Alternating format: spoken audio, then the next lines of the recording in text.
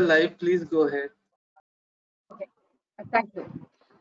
At the outset, a very hearty welcome to each and every distinguished speaker and participant with us are on India-Africa Economic Ties Redefined Post-COVID. I'm Sheila Sudhakaran, editor, www.trendsinafrica.com. This is a 24/7 news portal. We also have another digital newsletter, fortnightly newsletter, which updates business information on Africa. This was started by me and another friend and colleague from Federation of Indian Chambers of Commerce. I was working with the Federation of Indian Chambers of Commerce as Assistant Secretary General, heading the cluster of Africa, SAARC, and Gulf. So we felt that there is a lacuna of information, business information when it comes to Africa. So that is how me and my friend Joseph Thatchell, the publisher, and me as the editor, launched these two digital platforms. Thank you, everybody, for joining us. Thank you, ASSOCHAM, for choosing us as your knowledge partner. Well, before starting, probably I must set the context of this webinar. As we all know, COVID-19 has taught us a very important lesson. That is, not only for the economic development, even for the economic recovery, we need strong partnerships, because we need to look beyond economic recovery to a long-term relationship, and also we need to reconfigure that to absorb the risk of the new future. So that is how this webinar is an effort of ASSOCHAM and Trends in Africa to provide, to give new insights and the new dimensions that is unfolding. Well, we can, as we all know, even before the pandemic, the global economy had started slowing down because of many other reasons like US-China tensions, Brexit, protectionism, etc. The global investment, trade, everything had slowed down. And on the top of it has come this pandemic. Because of the global slowdown, like India, Africa is also exposed to a lot of impacts, adverse impacts, like the slowdown of China means lesser offtake of the African resources, lesser investments into Africa. So the whole global architecture, economic architecture is undergoing a change. But one important silver lining is that the much predicted economic or health disaster has not happened in Africa so far. And it has proved its resilience, Africa's resilience. Well, the pandemic has visited the continent a little late, and the caseload was relatively lower. And now, since the last 2 weeks, it has started showing lesser cases also. So we are on that point of recovery. So this is the time to relook at the economic strategy at the partnership dimensions. So that is how we have ASSOCHAM and Trends in Africa have come together to host this webinar. So without now, let us get into the webinar. I have the pleasure to invite Mr. Vineet Agarwal, Senior Vice President of ASSOCHAM and Managing Director of Transport Corporation of India Limited. He has a brilliant education background, graduate from Carnegie Mellon University, management program from Harvard Business School, and from a modest institution established in 1958. The Transport Corporation of India has really blossomed into a global presence with presence in more than 20 countries. It has become an integrated supply chain and logistics solutions provider under his dynamic leadership. Mr. Agarwal, may I invite you to deliver the welcome address. Thank you, Ms. Sudhakaran.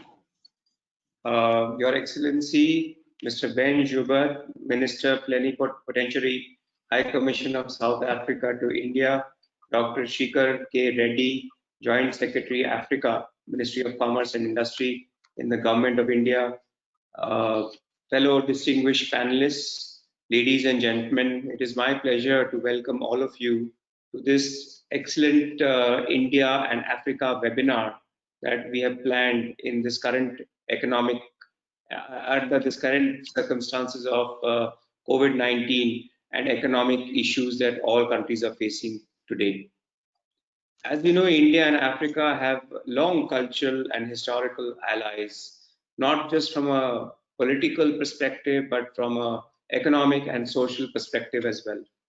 The India-Africa partnership is based on Gandhian values in the spirit of fair cooperation, capacity building, and multilateral benefit through an exchange of ideas and services that go beyond simple trade of consumer goods. It is inspired by the Gandhian spirit of generosity and is functional and collaborative in nature. The people of Africa and African governments have transformed Africa into a continent of hope. It is a continent on the move, characterized by high and rapid growth across its boundaries, rising educational and health standards, increasing gender parity, expanding infrastructure and connectivity. The region has witnessed growing trade, investments, and a surge in innovation. India, as you know, of course, has a multi-dimensional engagement with Africa. Over and above the intensified political engagement, India and Africa have comprehensive diplomatic and cooperation mechanisms at various levels, from continental to regional, bilateral, and through multilateral fora. In addition, as you know, the India-Africa Forum summits meetings have been taking place at regular intervals in the last 2 years. We had also planned, India had planned the 4th India-Africa Forum Summit in September this year, but due to COVID, of course, this has been postponed, and we hope that the government can restart this at some point or the other, even if it is virtual. The areas of cooperation between India and Africa is wide-ranging, from solar energy development, information technology, cyber security, maritime security, disaster relief, counterterrorism, military training, defense, and host of other things like tourism, etc. This is very evident that the trade between the two, in many ways, continents has touched in the last 15 years to about $70 billion in 1819.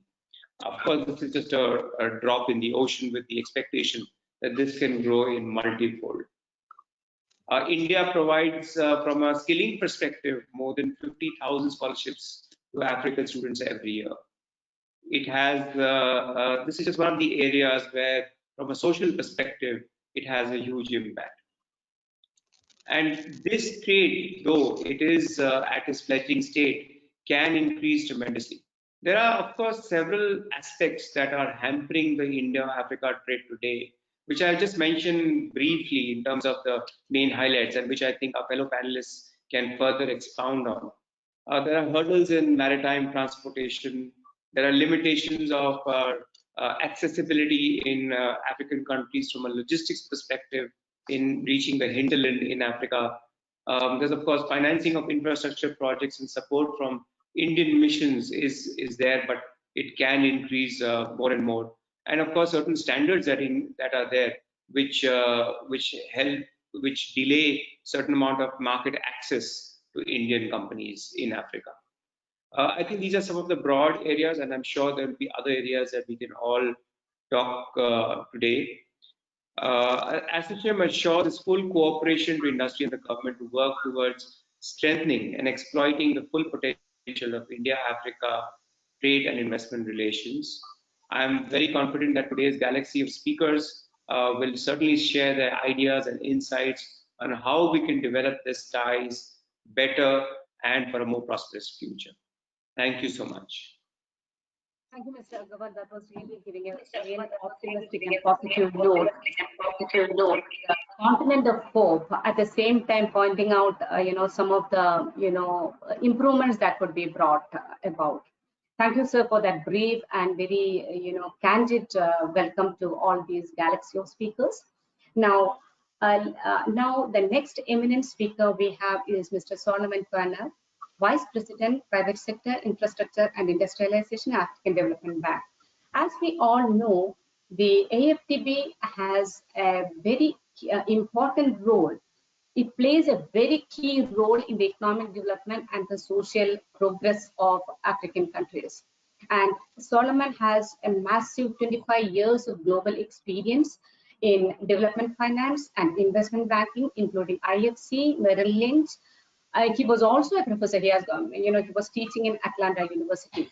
So we are really looking forward to your insights as from AFTB and from your own personal perspective of the trends in the India-Africa economic ties. So. Okay, thank you very much, Sheila. Good morning and good afternoon, ladies and gentlemen.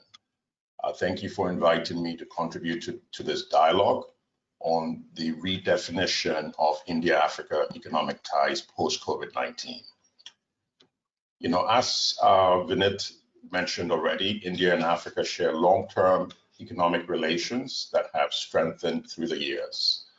India is Africa's fourth largest regional trading partner, and Africa is India's third largest export destination. However, there remains great uncharted potential. The current outlook of India-Africa trade and investment is bound to change, including through a re-engineering of India-Africa trade agreements and the underlying strategic dynamics that we see today, which for all practical purposes for Africa, I will call a black swan event. So not only are we reeling from the impacts of the pandemic, we are also reeling from various economic, changes, such as really, the rapid decline in prices of commodities, which are our main exports from Africa to Asia and the rest of the world. And so it looks like everything has really come together at the same time. So notwithstanding the fact that the pandemic health impact may not have been as severe as it is in other markets, of course, excluding South Africa, as we were discussing with His Excellency at the beginning of this call. The economic impacts have been significant, and the lack of resources in terms of government resources from a diversified, tax base is actually, what Africa is contending with going forward. So despite the impressive rate of trade growth, trade between the two parties, though, is somewhat unbalanced, in terms of primarily commodity exports from Africa versus value-added capital, imports from India, and also services. So Africa and India should aim to diversify the trading and investment relationship away from exporting raw materials and commodities from Africa. COVID-19 has urged African countries to put in place the blocks to boost local production of food, medical, and pharmaceutical supplies to mitigate the risk posed by global supply chain disruptions. Supporting trade, development, and industrial investments in Africa will represent a win-win extension of India's historical ties with Africa. While Africa needs India's financing, technical assistance, know-how, and more importantly, inspiration, Africa is also going through its own major rethink as a result of COVID-19, and as I mentioned earlier, a myriad of other factors. Some of the key issues and considerations informing the rethink are: how do we manage this black swan event? How does Africa emerge from COVID with greater healthcare resilience? How does Africa transform from a continent of 54 countries to a single economic bloc of nearly 1.3 billion people today, set to increase to about 2 billion people by 2050, and would then represent about a quarter of the world's population? Africa is rejuvenated on implementing the African Continental Free Trade Agreement, which essentially allows for free movement of goods, people, and services within Africa. And how will our partners, such as our partners in India, respond to this new transformational strategic dynamic, because there's strong political commitment for the first time in Africa to see this properly implemented? How does Africa create jobs for its large, new, primarily youthful population? How does Africa trade within Africa with value addition, keeping in mind it has 60% of the world's arable lands and yet only produces 10% of global output? How does Africa progress from being an exporter of raw commodities to one of value addition of its natural resources? So these are some of the key factors and considerations that may influence a rethink of India-Africa economic ties. But please keep in mind that other regions like the US, China, South Korea, Europe, and Japan are also observing these same considerations and vying for greater partnership with Africa. So if I were to put on my hat as a former investment banker in mergers and acquisitions, and with the particular background of the African Continental Free Trade Agreement set to be implemented expeditiously, I would like to discuss 4 key areas of opportunities for India in Africa as a result of the COVID-19 rethink. So the first would be rebuilding Africa's healthcare systems for resilience. So notwithstanding the fact that the pandemic impact has not as been severe in terms of deaths, it's been very clear that we were not prepared for the pandemic.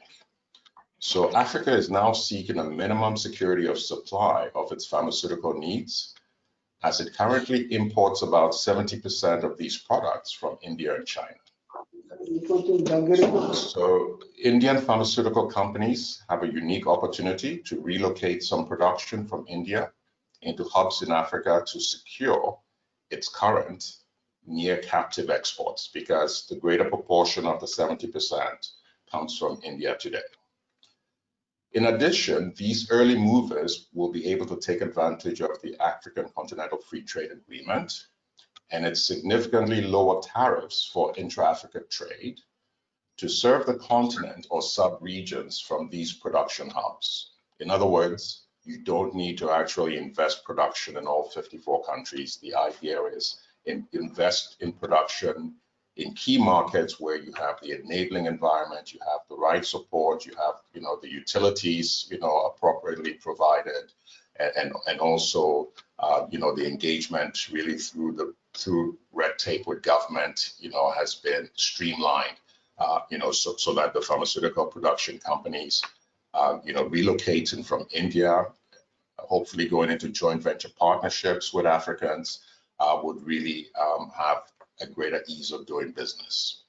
And some of the pharmaceutical production hubs in the sub-region include South Africa, where His Excellency is from, Nigeria, Kenya, Ghana, Senegal, Morocco, and Egypt. And these countries are making a very cogent effort to create the right enabling environment, to create the right partnership, and to create the right industrial zones for pharmaceutical production companies to relocate to. In addition, healthcare infrastructure, and when I say that, I mean hospitals and clinic networks, diagnostic centers, retail pharmacy chains, etc., will be ramped up and will need investors and technical service partners. This is an area also of comparative advantage for India, and this is an area in which India and Africa could partner. Africa stands to learn a great deal from India's public and private sector experience in building a competitive pharmaceutical industry and ecosystem, as well as great health infrastructure, for which we see a lot of medical tourism from Africa going to India today. So the second area is investing in Africa's agro-processing industries. Leveraging the growing importance of food security in Africa and its arable lands, Indian companies could invest in staple crop production as well as processing, in areas such as rice, sugar, and in the case of cotton to textiles, that entire value chain. In the case of cassava, cassava to industrial starch, and other industrial purposes. So this is not just for food, but also industrial purposes. Indian technologies, Indian technological know-how, such as drip irrigation, for example, with Jane, will also, be useful in boosting yields and productivity. So the third area, which the previous speaker did mention, is also investing in Africa's infrastructure development. The truth is, African countries have had to borrow significantly to stabilize their healthcare systems, and also at high cost, unlike probably the OECD countries and probably even India as well. And it's not only their healthcare systems that they've had to stabilize, it's also their economic systems that they've had to stabilize. And they will have limited resources going forward to effect the infrastructure programs post-COVID. Hence, PPPs will be needed to leverage limited public resources. With PPP success in building India's infrastructure, I would suppose that Indian infrastructure and construction companies could deepen their involvement in Africa's PPPs as project sponsors, contractors, suppliers of construction material, etc. And also through providing technical assistance and project facilitation advisory services. We stand ready to help in that area. The fourth and last area that I would mention, and of course there are several other areas, but the fourth and last area that I would mention would be deepening the digital economy. India has significant ICT experience, and using it in unique business models to service people currently, including in connectivity for financial inclusion and introducing efficiencies into businesses, including small and medium-sized enterprises in India. COVID-19 has demonstrated the importance of the digital economy. With the fourth industrial revolution on all our minds, partnership with Indian companies in this space would be very welcome. The African Development Bank and the Government of India are long-standing partners, and we stand ready to support India-Africa economic ties in these areas, working closely with the Indian private sector, interested in investing and joint venturing with African private sector to expand into Africa. So thank you once again for inviting me, and I look forward to the continued discussions. Thank you. Thank you, sir. Thank you for such a very, focused presentation, but you have really pointed out which are the key areas where we should really look at. That is really very good for Indian industry to look into these areas, Indian government also to study the prospects there. Well, you have rightly pointed out that pharmaceuticals, agro processing, infrastructure, these are the, it has been on the top of the mind of Indian industry also, but I'm sure this will also, AFDB's support will also encourage Indian companies to venture deeper into the needs of Africa. Thank you, sir. Thank you very much for such a very such an excellent presentation. Now, Exim Bank and AFDB work very closely in Africa. In fact, Exim Bank also has played a critical role in introducing Africa to the Indian industry, covering their risk. And also from Exim Bank, we have a very senior Chief General Manager, Mr. Sudhakar Mandal, to represent Exim Bank here at the panel. Knowing Exim Bank's role as a catalyst in promoting cross-border trade and investment, and particularly in Africa, he brings to the forum his rare insights and understanding of the requirements in Africa. He has a commendable professional experience of more than 25 years in international trade and investment finance, project finance, etc. He is also the Chief Strategy Officer of Exim Bank. Mr. Mandal, please, we are waiting to hear you. Thank you, Sheena. Good morning and good afternoon to the eminent panelists and the distinguished participants. It's my pleasure to be part of ASSOCHAM's webinar on India-Africa Economic Ties Redefined Post COVID-19. Coming to the global India and the African outlook, the COVID-19 pandemic has already inflicted severe damages to the global economy. Several countries resorted to lockdowns to flatten the curve of the infection, resulting in shutting down businesses and seizing almost all economic activity. The pandemic has pushed most economies into sharp recession in 2020 with an expected negative global economic growth of 4.9% during the year. A lot has been said earlier, and I'm sure the statistics are very well available on the public domain on the impact of the COVID-19, the impact on the global trade, particularly India-Africa trade. So I will not go into that in detail. Suffice it to say that COVID-19 outbreak has sparked off the sub-Saharan African region's first recession in 28 years, with an estimated contraction of 3.2% in 2020.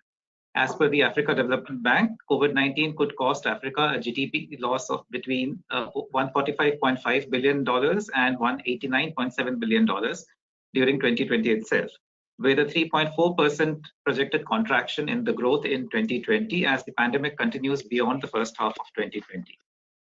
With countries struggling to contain the COVID pandemic and its economic impact and bracing up for the possibilities of a second wave, I would say that the most severe damage perhaps is the uncertainty associated with the pandemic. That is the timing and the path to economic recovery, whether it's going to be a V-shaped, a U-shaped, L-shaped, or a W-shaped recovery. We really don't know. There's a lot of uncertainty involved here. One of the significant impacts of the pandemic is the postponement of the operationalization of the African Continental Free Trade Agreement, which was originally scheduled on July 1st, 2020. Solomon from the African Development Bank mentioned the importance of this trade agreement and how it will open up a combined market for the Indian businesses. Once it eventually goes ahead, is likely to happen in 2021, the benefits of the continent-wide free trade could be an important factor driving Africa's post-pandemic resilience and recovery. India has significantly increased its engagement with the African states since the early 1990s.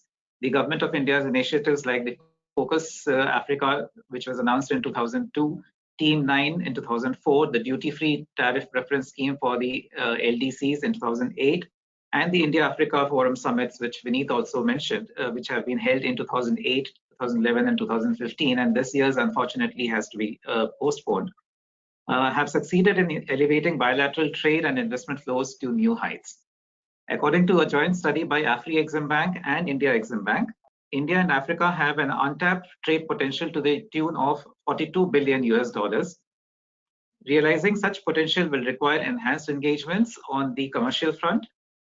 Indian private players could delve further into sectors which are inherently India's strengths, including agriculture, healthcare, education, construction, and infrastructure, and scale up their engagements with Africa. In the post-COVID scenario, the new areas of cooperation is required between India and Africa. The COVID-19 pandemic has enhanced the scope for boosting exports of agriculture and allied products, pharmaceutical products, medical textiles, healthcare products, and IT for India. Solomon mentioned quite a few of these sectors as well as the focus areas for India-Africa relations. Going forward, relatively new areas of bilateral engagement such as e-commerce, digital technologies, particularly remote teleconferencing and ICT services, and online content providers, cybersecurity, and healthcare and biotechnology could be the main areas of partnership. I would like to delve a bit into detail into some of the likely new areas of cooperation between India and Africa. The first one being infrastructure development. According to the Global Investment Hub, Africa has an infrastructure investment gap of $1.7 trillion US. Bridging this investment gap is of immense importance to boost Africa's growth and achieving the SDGs. India could take this opportunity to enhance its engagements with the continent, especially in key sectors such as renewable energy, through appropriate policies and business models. Solomon mentioned about medical tourism and how India can help in the healthcare sector in Africa. I would term that as medical diplomacy. India is a major pharmaceutical exporter globally and is a large player in the global medical tourism market, as also mentioned by Solomon. India's traditional medicines such as Ayurveda are already in huge demand globally. Moreover, Indian medicine prices are amongst the lowest in the world. I would like to highlight that 20% of India's pharmaceutical exports go to the African continent. The COVID-19 crisis provides an opportunity to the Indian pharmaceutical industry to play a much larger role in Africa's healthcare services. The third area of cooperation could be triangular cooperation or trilateral development cooperation. Apart from the bilateral development initiatives with Africa, India is also open to trilateral cooperation mechanisms to support the long-term infrastructure requirements of Africa. Solomon mentioned, and others will also appreciate, that Africa has huge requirements for its infrastructure development in the next decade. And it may not be possible for any single country to meet the financing requirements. And therefore, that necessitates a different kind of a model where you can have a trilateral mechanism set up. This is already evidenced by the Asia-Africa Growth Corridor, which is a collaboration between India and Japan to achieve enhanced development cooperation by promoting sustainable and innovative development in Africa. India is also, in partnership with the US, has also supported various joint projects in several African countries in areas such as agriculture marketing and food security, dairy development, among others. The fourth area of cooperation could be enhanced role of the state governments and institutions, in addition to the role which is already being played by the central government, the government of India. The recent trends in India-Africa relationship shows the increasing role of Indian state governments as well and institutions in forging independent relationship with African countries. For example, the Kerala Cashew Board, after entering into an MOU with the Cotton and Cashew Council government of Cote d'Ivoire, started importing raw cashew nuts from cashew-producing African countries such as Guinea-Bissau, Mozambique, and Ghana. Similarly, Kudumbashri, a self-help group movement created by the government of Kerala, again, aimed at eradicating poverty and empowering women, has entered into collaborations with Ethiopia and South Africa by providing learning for replication. These kinds of collaborations may be further enhanced, covering more African countries with a wide arena of products. The fifth area of cooperation could be replicating the Indian cooperative model, which has been very successful, considering the intrinsic challenges faced by the African farmers, such as small holdings, presence of middlemen, and inadequate production capacities, limiting the efficiency of agriculture and dairy markets in Africa. Adopting Indian cooperative models would be an enabler in improving farmers' access to markets. For example, Amul, the biggest dairy cooperative in India, has focused on structured marketing linkages by integrating smallholders with potential markets, input suppliers, new technologies, and sound management techniques, and ensured sustainable economic returns for a rural or smallholder enterprise. The cooperative dairy model of Amul has been replicated across several Indian states, not only in dairy products, but also in other products such as oilseeds, fruits, and vegetables. So this kind of an experience can be shared with African countries which have similar challenges as was faced by India in these sectors. Coming to the India-Africa development endeavors and the role of Exim Bank in it, as a partner institution to promote economic development in Africa, Exim Bank's commitment towards building relationships with Africa is reflected in the various activities and programs which the bank has set in place, and the 4 dedicated offices, 3 within the continent and 1 in Dubai, to look after the bank's engagements in this region. Exim Bank plays a major role in India's development partnership in Africa, with priority being given to infrastructure building, capacity creation, and technical cooperation, which are being addressed through its various lending programs, including the lines of credit, which is extended under the Indian Economic Development Assistance Scheme, and BCNAI, among others. Bank's financing programs are completely oriented towards supporting Africa's development goals, creating substantial forward and backward linkages between India and the region. Projects executed by Indian companies under these programs result in various spillover effects in the region as well, namely reducing poverty, increasing food security, essential infrastructures to promote education, healthcare and well-being, clean water and sanitation, clean energy, industrial growth and innovation, sustainable consumption and production, among others, bridging the gap between the 2 countries and bringing partner countries closer to achieving their sustainable development goals. With a commitment of $12.7 billion to over 40 countries in diverse sectors in Africa, Africa accounts for over 41% of the operational lines of credit as of 30th June 2020, which are extended by Exim Bank. Besides these Government of India supported lines of credit, Exim Bank has also extended commercial credit facilities to the multilateral development banks like EBID, TDB, and Afri-Exim Bank. Under the bias credit under NEIA program, Exim Bank facilitates project exports from India by way of extending large credit facility to overseas sovereign governments and government-owned entities for import of goods and services from India on deferred credit terms.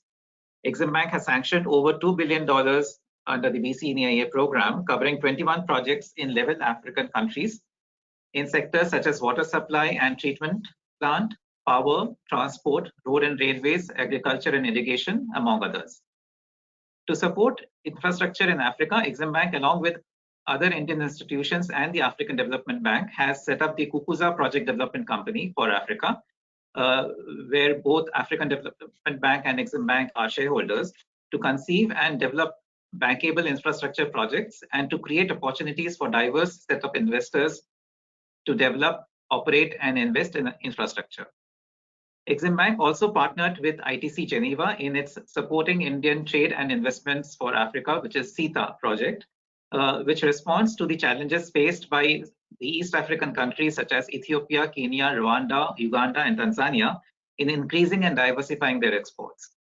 As a partner institution in promoting economic development in Africa, Exim Bank shares its experience in setting up of institutional infrastructure for enhancing international trade, which include, among others, setting up of the Afri-Exim Bank. We have helped setting up film financing program for the Nigerian Export-Import Bank, and institutional capacity building for export credit and insurance in Rwanda. Exim Bank will continue to lead from the front to enhance India's trade and investment relations with Africa and help Indian companies in leveraging the prospects offered by the continent in the coming years. To sum up, India has been supporting Africa's development endeavors. These times certainly pave way for enhancing cooperation to support each other.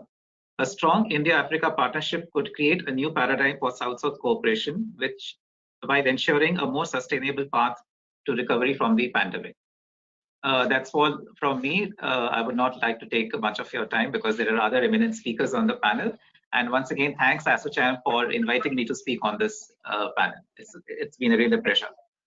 Thank you, Mr. Mandani. We really appreciate the detailed presentation. We will come back to you with some questions. Mr. Reddy has a meeting with the Commerce Minister, so we have slightly adjusted the program so that he can make his presentation and go. Let me present Mr. S.K. Reddy, Joint Secretary, FT Africa and FT Ghana, Commerce, Ministry of Commerce, Government of India. You know, Indian Foreign Service has some very bright talents, and Mr. Reddy is one among them.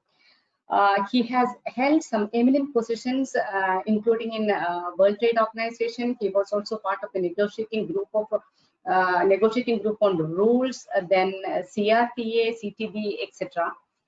After serving as Consul General in Vietnam, he came back in March 2020 and joined as Joint Secretary in Ministry of External Affairs of East and Southern Africa. Now, currently, he is on deputation to Department of Commerce as Joint Secretary in charge of FT1. So, since you may not be there at the question and answer sessions, we would also like, there has been one or two questions from the participants earlier sent to us saying that the economic ties between India and Africa has not shaped up as expected in spite of the potential. Why is it so?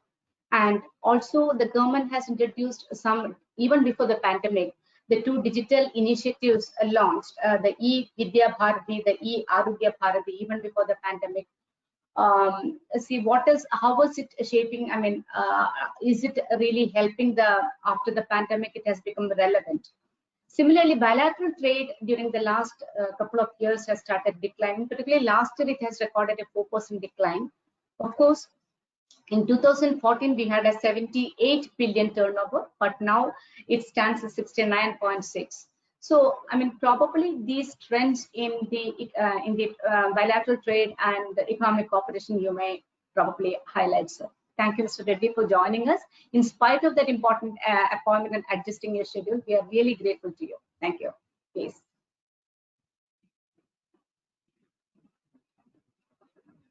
Thank you, Mrs. Sheila Sudhakaran, for your kind words of introducing me. His Excellency Mr. Ben Jobert, Deputy High Commissioner, High Commission of South Africa and India, other distinguished panelists, participants, ladies and gentlemen, Good afternoon for participants from India.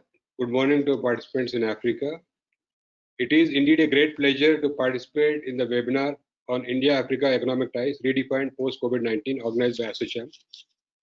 So the speakers before me already mentioned how the world is facing an unprecedented crisis in the form of COVID-19 pandemic, which is not only posing a great risk to the health and well-being of the humanity, but is also adversely impacting global economy by disruption of the supply chains and also the fall in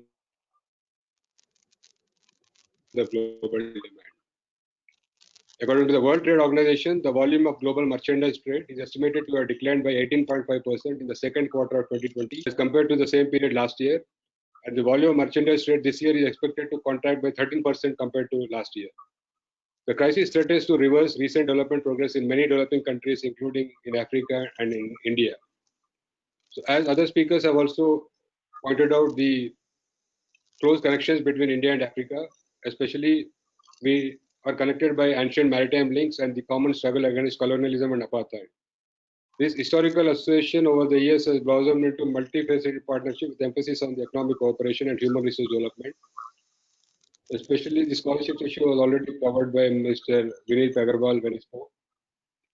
So Prime Minister Modi has made Africa a top priority for India's foreign and economic policy, and there has been a qualitative shift in our long-standing ties.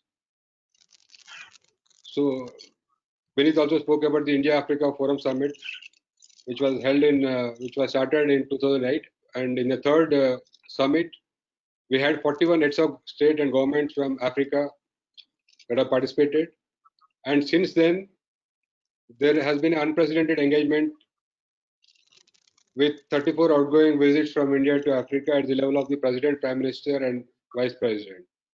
And also, to further enhance the close cooperation between India and Africa, government has decided to open 18 new embassies in Africa, out of which 9 are already operational. And when all the 18 new missions will be operational, the total Indian missions in Africa will be 47.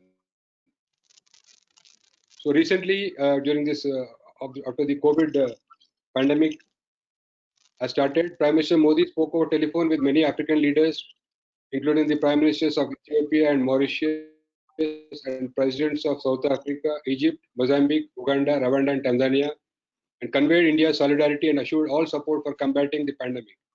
India had provided pharma assistance on a grant basis to nearly 35 countries in Africa to support their response to the pandemic.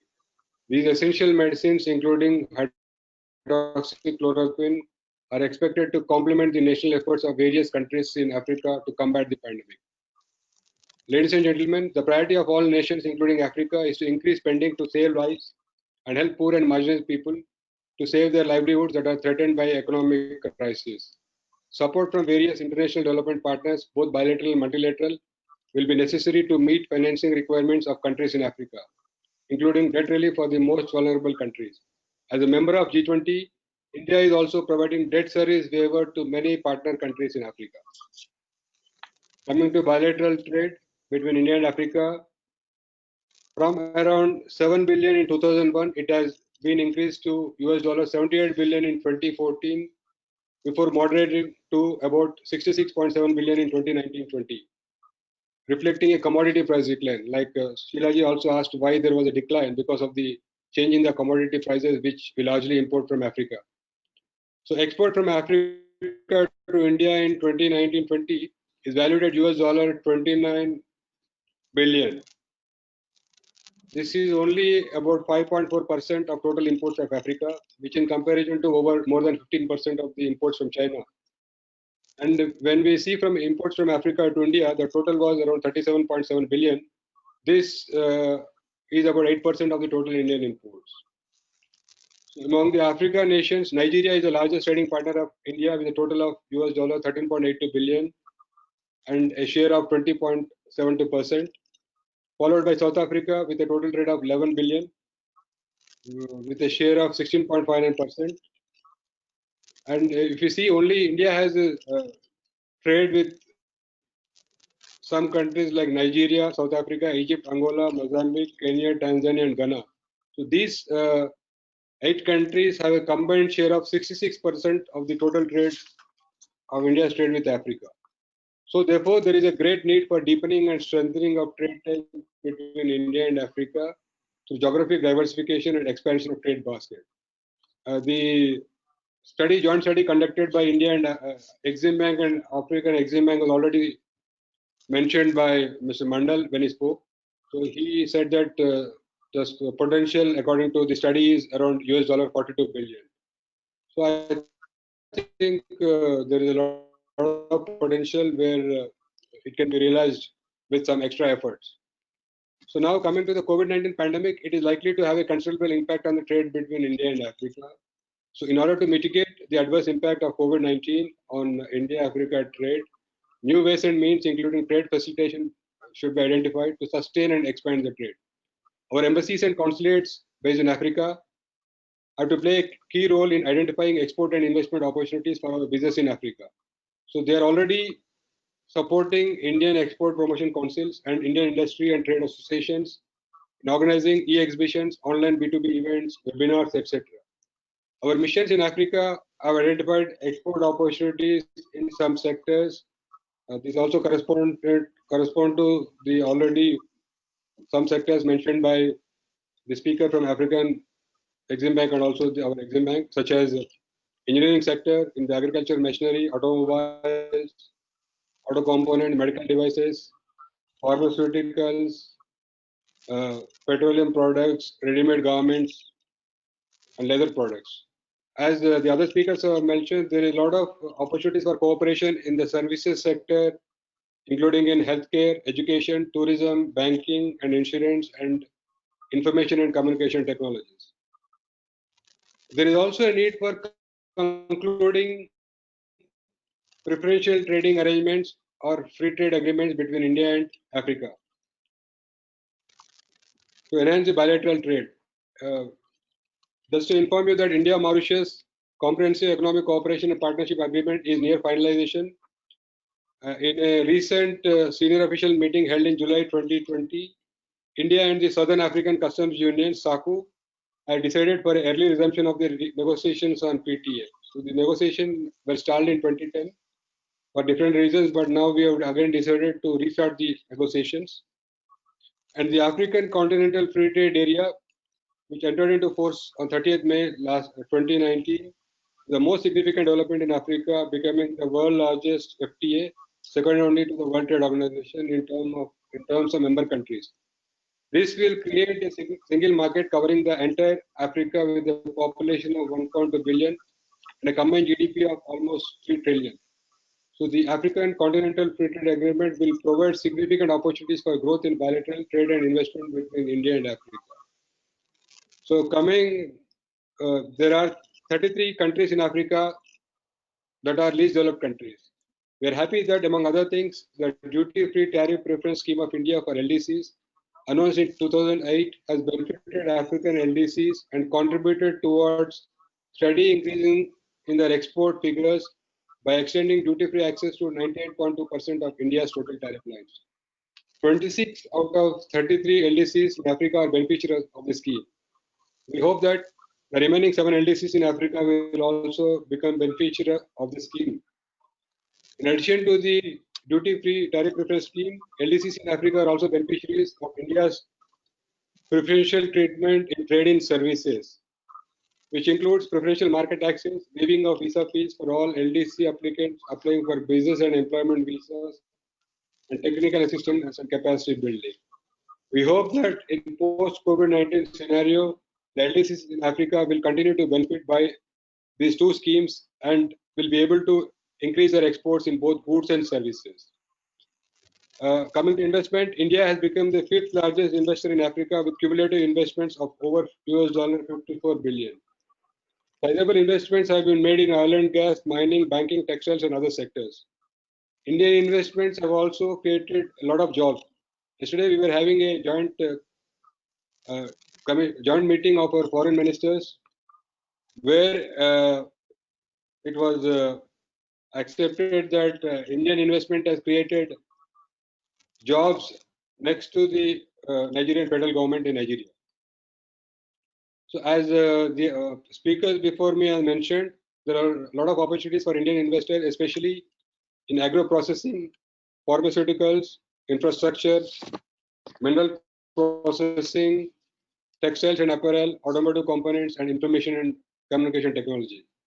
So just as Sheilaji has mentioned, some of them wanted to know the status of the E-Vidya Bharati and E-Arogya Bharati, which is the tele-education and tele-medicine scheme from India.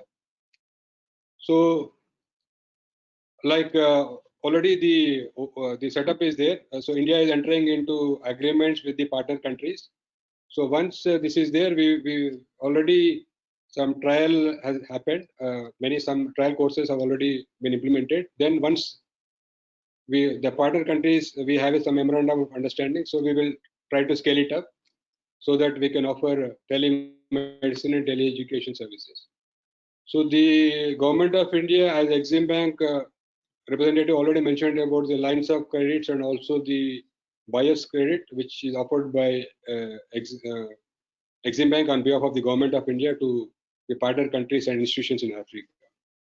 So already I mentioned that around 41% of the Indian LOCs are given to Africa. And so I think if there's anything, I'll conclude by saying that just quoting an old African proverb, if you want to go fast, go alone. If you want to go far, go together. India would like to go far with its partner countries in Africa. The India-Africa partnership is in the philosophy of shared destiny and in spirit of South-South cooperation based on requirements, needs, and priorities of host country. Thank you very much. So I think I've answered the questions also. Sheila?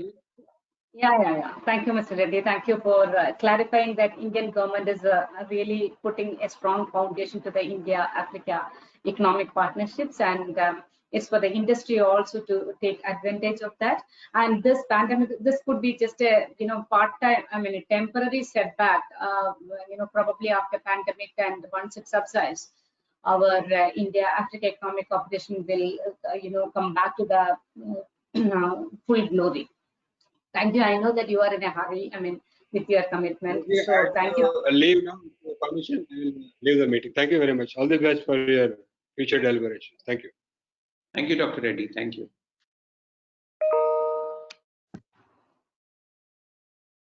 Now, let me invite Mr.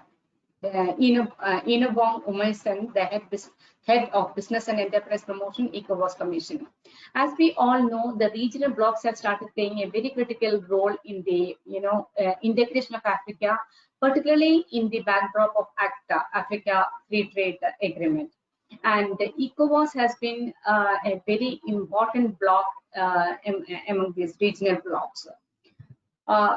We have, fortunately, we have Inu to represent ECOWAS.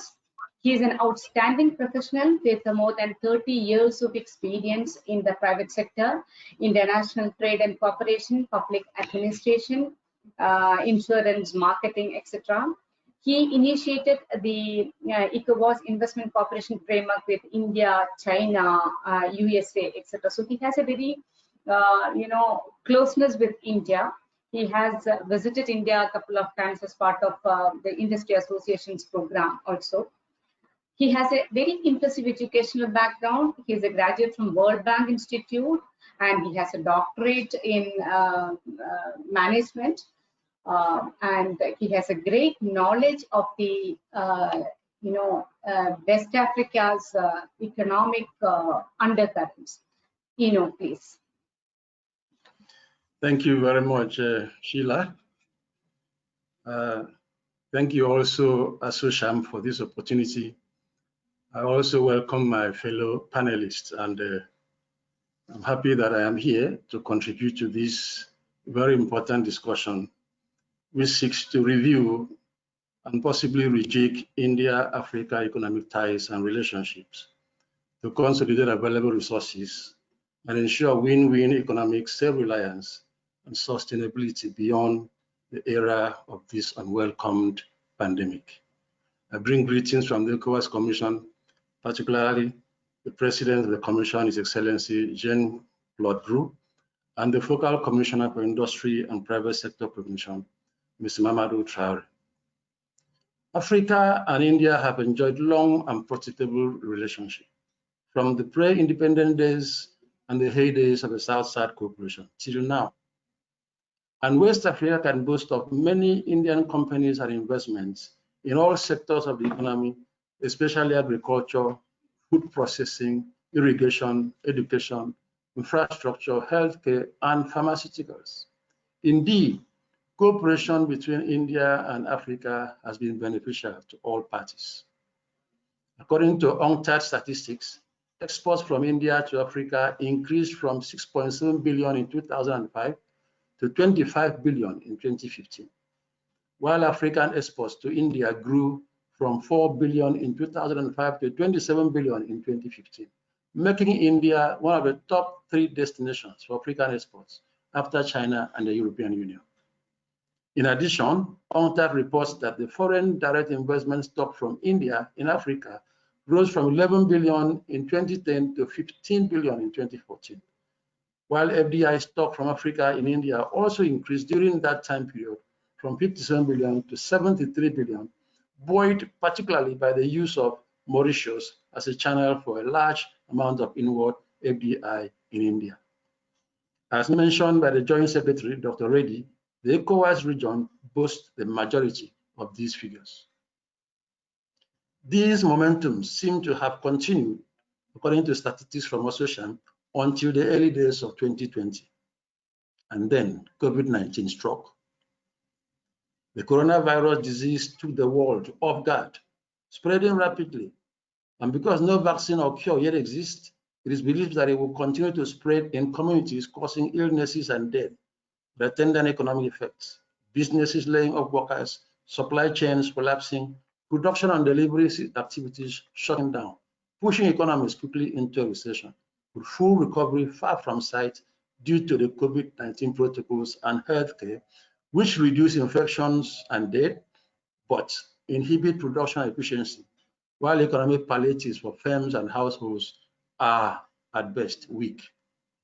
In the ECOWAS region, we have initiated a series of public-private consultation webinars to develop a comprehensive action plan to guide ECOWAS contributions in the overall efforts for reducing the impact of this pandemic, to hopefully reduce the speed and effect of economic relations. In 2010, ECOWAS ministers adopted a policy to increase intra-African trade from 12% to 40% by 2030 and step up productivity. We are still fully in pursuit of this objective, and some of the regional policies and programs put in place to achieve this objective include the West African Common Industrial Policy, the Protocol on the Free Movement of Persons and Goods, Right of Residence and Establishment, Private Sector and an SME Development and SME Charter, Regional Investment Code, the Common Agricultural Policy, the ECOWAS Youth Entrepreneurship Program, and so on. We have also created regional business associations, the Federation of West African Chambers of Commerce, the Federation of West African Manufacturers Association, the ECOWAS Business Women and Entrepreneurs Association, to partner businesses and drive investment in the region. In 2020, we hope to set up the ECOWAS Business Council, the apex for these regional business associations. The African Continental Free Trade Area is here, with potential to unite Africa's 1.3 billion people, create a 3.4 trillion economic bloc, and boost trade within the continent. From 2020, it was projected to increase Africa's exports by 4%, that is $25 billion, real incomes for African countries by 0.2%, that's about 296 million in 2022. Increase intra-African trade by 52%, especially in agriculture, food, industry, and services, sectors where India has comparative and competitive advantage. Generally boost and double African trade by 2030. But of course, in 2020, with COVID-19 still here, these expectations have to be put on hold or largely recalibrated. Now, for the ECOWAS region, what do we have? What do we have to offer that will be the basis for our collaboration with India post-COVID-19? The resources in the ECOWAS region which provide a platform for economic cooperation with India have not changed, irrespective of COVID-19. Collectively, the 15 countries of ECOWAS with a population of over 340 million are richly endowed. And some of these endowments include the following: very skilled and enterprising citizens, many others ready to benefit from the education and training facilities of India, a vibrant private sector with many of the companies officially listed and traded on the stock exchanges of the world, several high net worth financial institutions, many of them going global, a rich endowment of mineral resources, gold, diamonds, bauxite, a rich endowment of fishery resources in the ocean and inland waters, a very rich endowment of forestry resources that can support a vibrant construction and pharmaceutical industry, an endowment of fertile land for agro industries and cultivation of variety crops, tourism potentials, excellent climatic conditions that can support alternative energy development, and so on. The West African region is rich in natural, human, and otherwise resources. But what do we need from India? What can we connect with India post-COVID-19? To fully harness these resources and achieve the goal of rapid and sustainable transformation of the economies of the ECOWAS zone and economic integration, we need long-term, low-cost capital and technology. Long-term, low-cost capital and technology to develop and interconnect the major public infrastructure, roads, power generation, transmission, railways, ports, harbors, and telecommunications, to provide easy access and promote economic integration, to boost the production and the processing of agricultural commodities, develop medicines, pharmacology, and manufacturing. We need market access, preferably under a zero-tariff regime, to promote exports, technology transfers, and relevant skills development to sustain and build on achieved gains. We also seek urgent investment in priority projects which cover energy, transmission lines and renewable, transport, road, railway, maritime, and air, agriculture, rice production, rural water supply, healthcare, specialized hospitals, disease control, rapid intervention responses, and so on. Specifically for COVID-19, therefore, what has changed?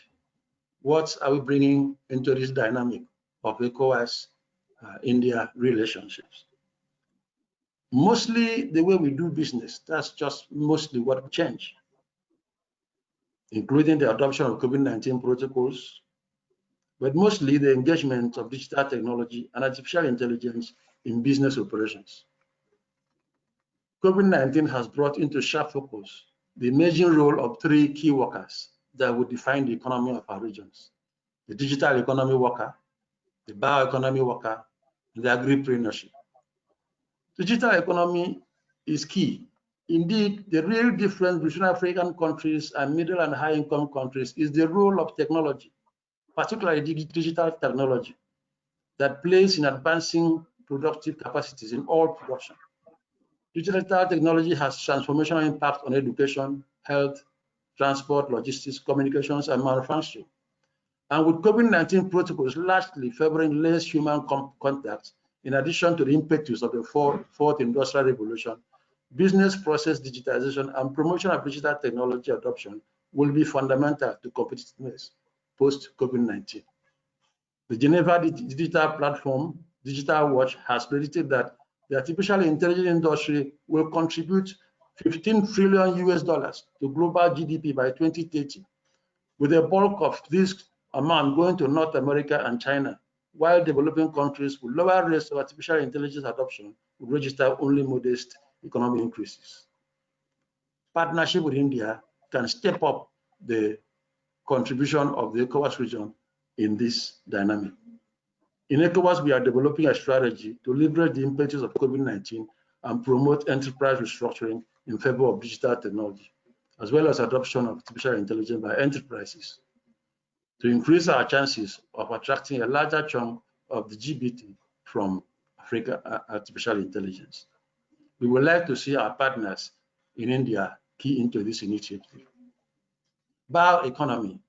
Bioeconomy holds the key to rapid industrialization of Africa and will utilize the abundant natural plant and animal molecular organisms and processes to produce infinite range of products and services emanating from bio-innovation capacities, capabilities and skills in the areas of biotechnology, biogenetics, biopharmaceuticals, biomedical, bioenergy, renewable biomass that reduce our dependence on fossil energy resources and green growth. India has significant capacity in biotechnology, and bio-entrepreneurs can partner African businesses and institutions profitably. Agribusiness, agri-technology, local manufacturing. Our vast tropical agroecology, from mangrove tropical forests in the south to the savannas in the north, make Africa the custodian of over 60% of the world's arable and fertile lands. And agriculture employs over 70% of our workforce. However, widespread civil conflicts and increasing population call for an urgency to step up agribusiness and manufacturing due to their mass employment appeal. Again, with COVID-19 reducing migration and transportation, effectively checking globalization, local manufacturing and regional value chains will define the business strategies for the post-COVID-19 years. India is already in this sector. What needs stepping up is regional export-led agribusiness and agripreneurship, ranging from mechanization, grid technology, regional value chains and supply chain integration, collaboration between India and African agripreneurs to produce raw materials locally, joint ventures in our special economic zones, export processing zones to produce for export under the African Free Trade Area, Continental Free Trade Area, AGOA, Indian Market Access Agreements, and so on. Innovation and challenge for carbon financing. India can work with Africa to increase our access to carbon financing to help fund low carbon micro enterprises and bigger projects. Also, India could set up and contribute substantially to Innovation Channel Fund with a development facility component to prioritize digital startups for youth, business innovation, innovative financing mechanisms, outgrower schemes that integrate subsistence farmers to global supply chains. Regional business associations are in place in the West African region, and Indian businesses can connect with them, the likes of the chambers of regional chambers of commerce, regional manufacturing association, and so on. In conclusion, let me state that COVID-19 has not changed our potentials and needs for development. It has only created an urgency in the health sector, the need to step up digitization of businesses and processes, as well as the need to emphasize local and regional value chains. The impetus of regional integration and the free trade area of Africa support this sufficiently. India and Africa are not unfamiliar with most of these needs. Let us therefore increase and rejig the India-Africa Economic Partnership as we enter the post-COVID-19 new normal. Thank you so much. Thank you. Thank you for that nice, great presentation. We are slightly behind the schedule, so now may I request the speakers to be a little, time. Keep in mind the time structure. Now starts our industry session. We have senior leaders from industry. I have pleasure in presenting Mr. MSRB Prasad, Group Chairman of Prasaditya Group in India and VASM abroad. Mr. Prasad, may I request you to make your presentations. Good afternoon to all of you. I'm really happy to be part of this webinar where so many distinguished personalities are participating.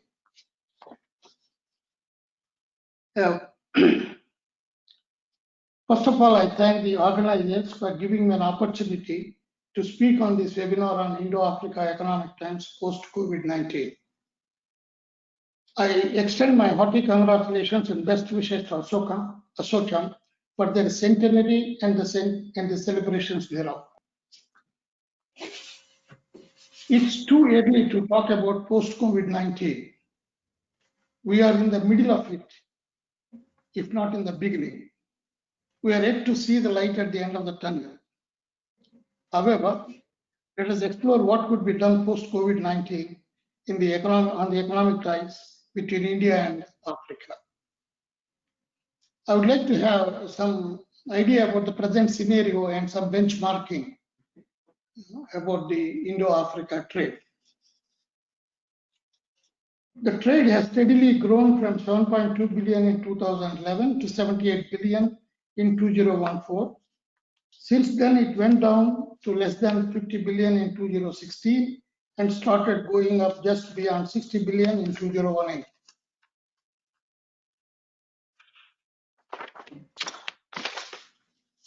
The figure for 1920 is 66.7, with trade in favor of Africa by 8 billion.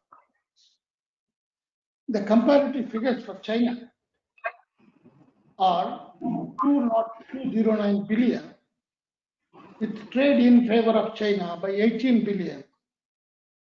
And the trade is continuously growing despite a serious language barrier. And China is the largest trading partner continuously for the last 11 years in Indo-China trade, with their Indo-China trade. The China-Africa trade grew 20-fold in the last 20 decades, whereas Indo-Africa trade grew just 9-fold. This is the benchmark we have. Maybe we have to look into ourselves what more can be done. Then post-pandemic, and if you see our exports, 75% of our imports are primary commodities and natural resources, and 50% exports from India redefined petroleum products and pharma products. There are very limited areas in which we operate actually. The other areas where we operate are really very minuscule. And I have been operating in about 15 countries in Africa since about 1991 in the fields of steel and cement. And we work with our brand name is Diamond Cement, operating in many countries in the cement business, and we have steel business and many other businesses. I have considerable exposure into the African ECOWAS market, as well as some East African countries. Coming to the post-pandemic, the pandemic will have lasting effect on the human behavior, resulting in heightened awareness of hygiene. This may create a lot of opportunities around clean living and immunity building and many other related subjects with respect to health and maintenance of cleanliness and so many things, how to fight virals, and so many things will come up for the exporters to explore these possibilities. And because of this pandemic, there will be some pent-up demand. The pent-up demand in the year 2021 will be there quite an amount of size, and which can be taken up by the Indian exporters. And the pandemic has caused e-commerce and digital business occupy center stage, and I see great opportunity for our Indian IT and IT-enabled services industry. And this should be really a very good opportunity because digitization will be much more post-pandemic.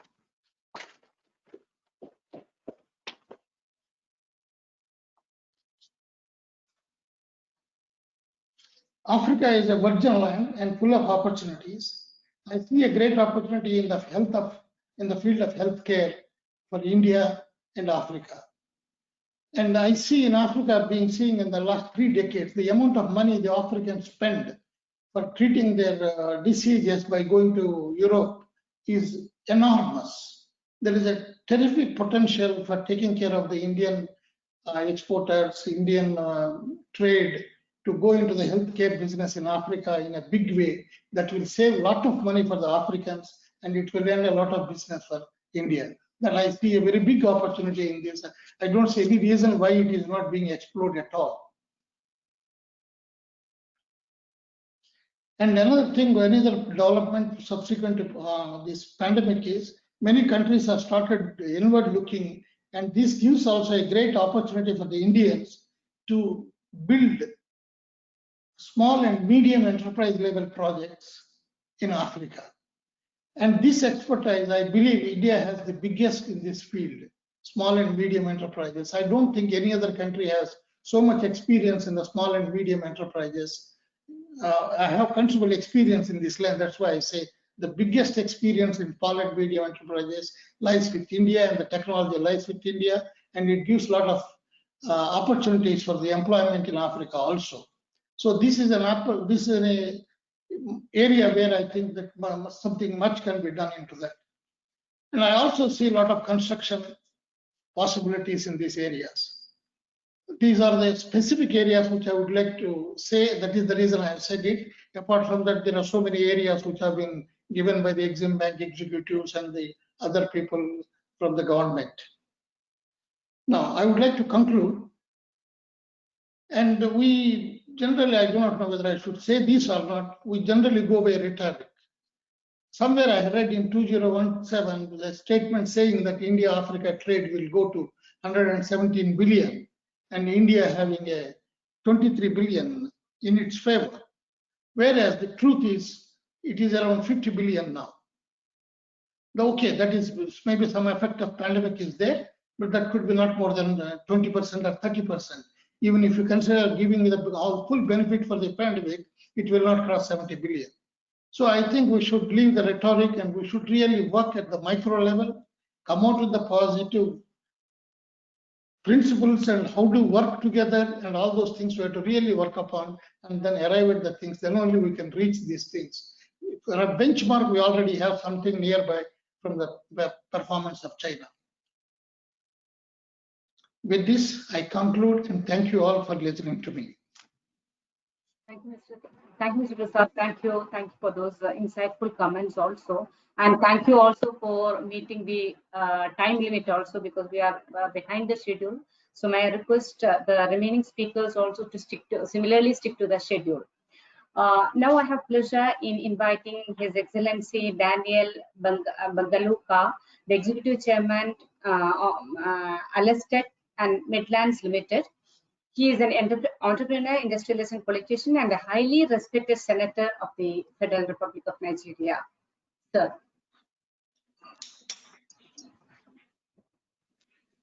Your Excellencies, fellow speakers, distinguished guests of the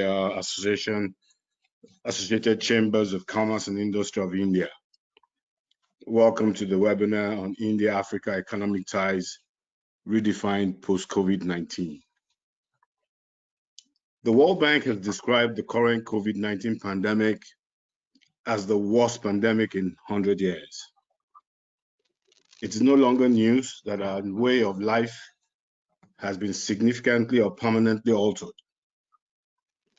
The way we interact, the way we socialize, the way we conduct business, and even the way we learn.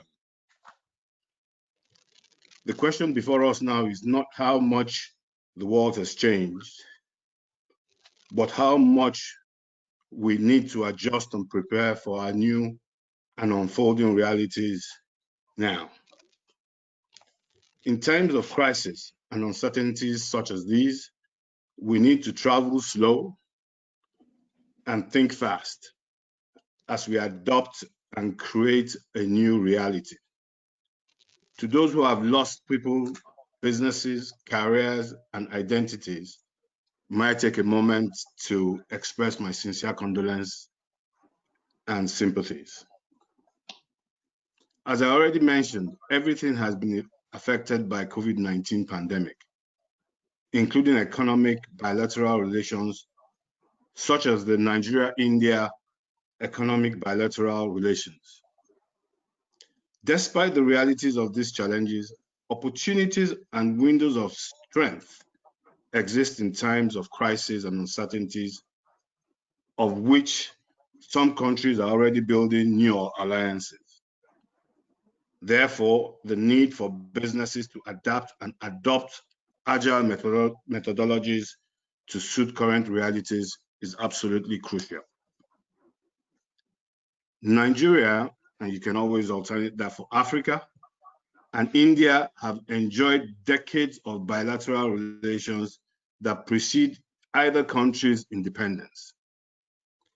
Both countries also share similarities such as large youth population, large democracies, and large economies, amongst others.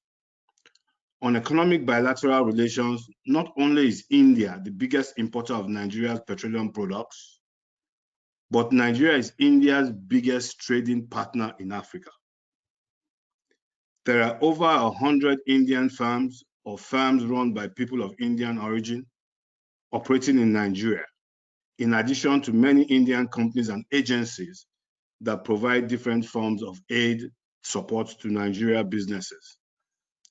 Let me state that India's aid and partnership with countries like Nigeria is typically non-intrusive, which should be something worthy of emulation. With these great economic bilateral ties, the COVID-19 stress test is real and present. We should, however, enhance agile business methodologies with a view to redefining these economic bilateral relations post-COVID-19. COVID had brought to question the global system with a quest to find answers. Countries have been compelled to evaluate their existing structures and priorities in every sector. A global recession born out of the COVID-19 pandemic has been predicted by some analysts. Therefore, it is important that nations work ahead to avert this. Enhanced mutual collaboration in crucial sectors like manufacturing, agriculture, finance, health, construction and infrastructure, among others, is suggested between Africa and India to sustain existing bilateral relations and grow economies and economic ties. Some key areas of consideration highlighted border on health and economics, since they are also very intertwined. Improving the synergy between Nigeria and India in matters of public health will be mutually beneficial. Since we always say health is wealth, as such, healthy people are wealthy people. India, like Nigeria, have somewhat tropical climates and equally deal with similar health epidemics and better understand public health issues in the tropics, making enhanced synergy absolutely vital. Although in Nigeria, we have many reputable Indian hospitals and hospitals run by people of Indian origin, Nigerians are commonly known to travel to India for medical interventions. Nonetheless, the COVID-19 pandemic underscores the need for improved public health synergies. A health epidemic in one part of the world may become a global pandemic with its attendant costs and consequences. Therefore, a significant increase in sharing information, continuous research, warnings remain very vital. Determination in providing financial assistance for public health, technical and innovative infrastructure will shape the handling of future challenges. For example, having a joint epidemic public health research association, synergized medical modelers that could predict public health future based on medical trends, analysis, and so forth.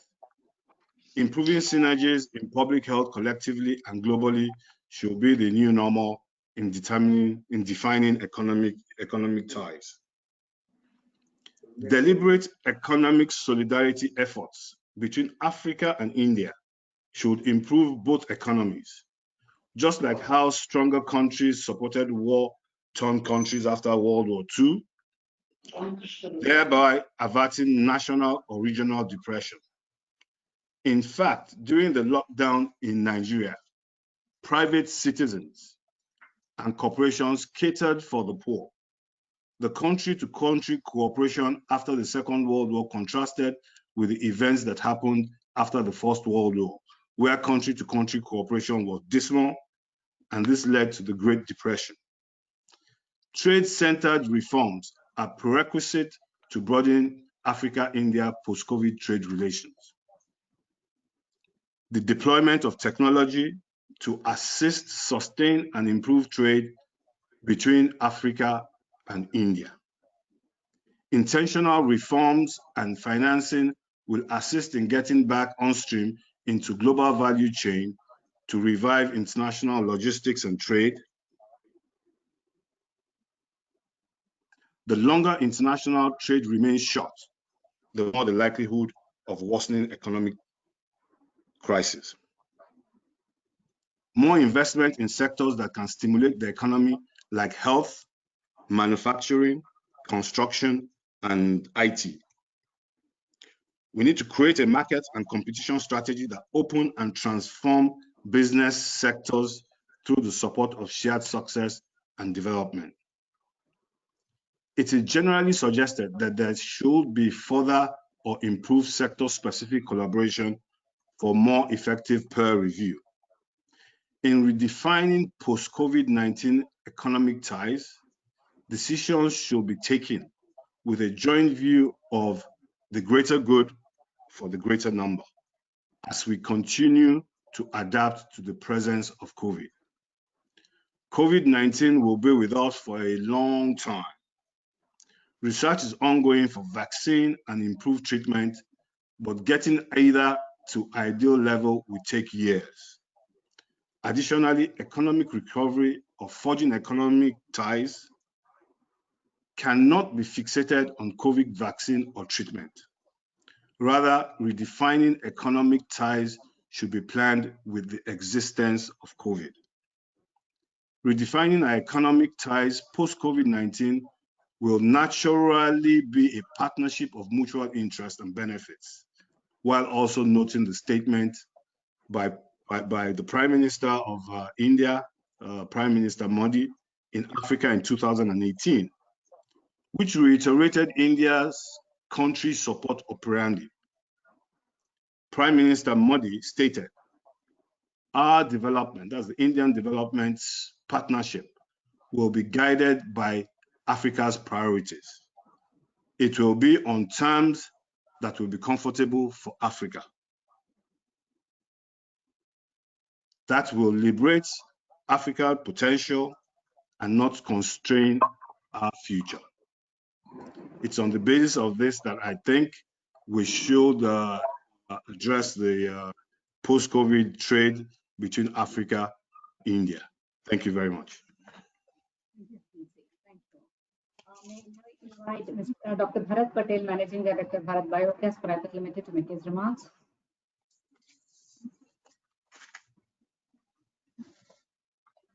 So, thank you very much for inviting me to speak on a very important topic, and that too after the post-COVID, which is the Indo-African Organic Mission by a doctor. Very important part that, first of all, I would like to convey the message to all the speaker and the audience that don't be frightened and panic about COVID. Yes, it is pandemic. Okay, fine, agreed. But I'll tell you, in Ahmedabad, Gujarat, India, we have, our hospital has treated around more than 1,000 patients domestically. That is in-house treatment, and only 2 patients required oxygen, and the mortality of treating COVID is practically 0. So I'll tell you why. The reason, most of the people from the media, they are afraid of COVID. They would die, they would die, they would die, and a lot of complications would happen. If you go to the hospital from day 1 and take the diagnosis of COVID by blood test and the nasal swab, then you are 100% safe. So this is my message today to all the friends, all the speakers, and everybody around the globe, that do not be panicked, don't be afraid of it. Now coming to the now we know what is the meaning of the organic. Very important part. You must know that the Organic Mission India, Organic Mission Africa, and Organic Mission Globe is very important for 2 things. One, that you are saved from a lot of the medical complications. One, which is the infection that you have seen which is COVID. The other complications in a longer way is most important is the cancer, childhood cancer, which is a threat for the world today. The other small things which happens to everybody is the skin problems, skin cancer, hair loss, the cancer of the lung, the cancer of the colon, cancer of the breast, and most importantly, I've seen that as a doctor, the younger children, they get the problem of cancer. So my message after the post-COVID, that let us work together for the organic mission, Indo-Africa and the world both. I know the problem in Africa is the food grain shortage. And the second problem, last time I had a visit to Kenya, then most of the people are afraid of the rejecting the goods in the form of vegetables and fruits in the Western world, Europe or even China. So these two bigger threats can be resolved by the organic mission Indo-Africa. What I mean organic mission, that as an input, you use the organic fertilizer, whether it is solid fertilizer or whether it is a liquid fertilizer. The very important part, a lot of people are afraid of using the inputs. It's a wrong myth going on at globe that by using the organic fertilizer on input, you are going to get the production which is lesser by 50%. This is a wrong myth. Boys, friends, don't be afraid by this wrong myth that by using the organic input, you are going to lose the production. It's a wrong myth. That is one. The second very important part, that it is by using the organic fertilizer in the form of solid or liquid, you are going to improvise one, that is soil, second, that is the water, because the seepage of all the fertilizer into the soil. The third, that is the animal husbandry. Very few people know that the cattle are also affected by this poison. I mean, this is poison. Chemical fertilizer, pesticides, herbicides, insecticides, weedicides. I would say that it is a poison for the world. So it is not only the human being health is affected, it is the cattle also affected. Soil is also gone. Water is gone, milk is gone. So these are the effects of the chemical fertilizer and the pesticides, weedicides, fungicides, and what many other chemical fertilizers. So very important part, that if you now move towards the mission, which is organic mission, the African world along with the Indian, then I think the problem of the food grain shortage, the soil problem, the production, and in turn you get the problem with the grains and vegetables and fruits, that can be solved. This is very important. And second, very important, most of the threat even India is facing, that the export part. The export part is also been affected by having the residue in the vegetables and fruits. This is very important. So this is one revolution. This is one revolution we are going to make from India towards the Africa. The second revolution in the form of the green energy.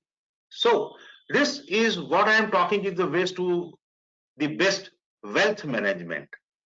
You have got the waste in the form of cow dung, press mud, a lot of green waste, a lot of vegetable waste. So what I would suggest, that most of the people, they bark on to the waste to the biogas production. This is very important, green energy, and waste to the organic fertilizer, which is solid and liquid. I would say our Prime Minister, beloved Prime Minister, is now heading towards one of the most important step in the country, that all over India we are going to establish the bio-CNG project along with the fertilizer. And this is a very important step for all the countries. And I would say, just if you consider the rate of the petrol and diesel in India, as per example, it is 90 rupees to 95 rupees. And the bio CNG, which is green energy, the rate is around 52 rupees to 58 rupees, depending upon the state.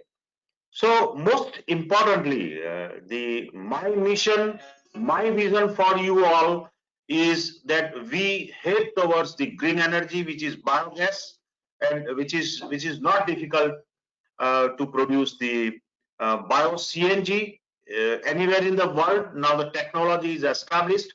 Along with that, if you want the project to be long-term, sustainable, predictable, economically viable project, then you have to match this biogas with the organic fertilizer and which is solid and liquid. The second very important part, I would say, that the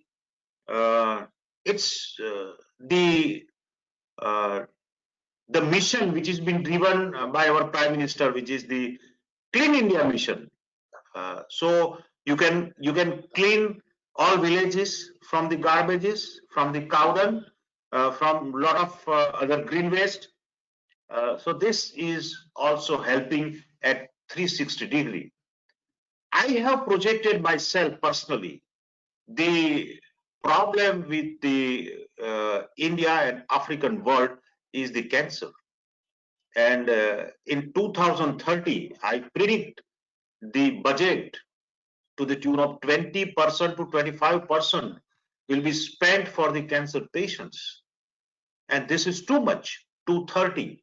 And now you see, as per example, I give the example in Gujarat, Ahmedabad, India.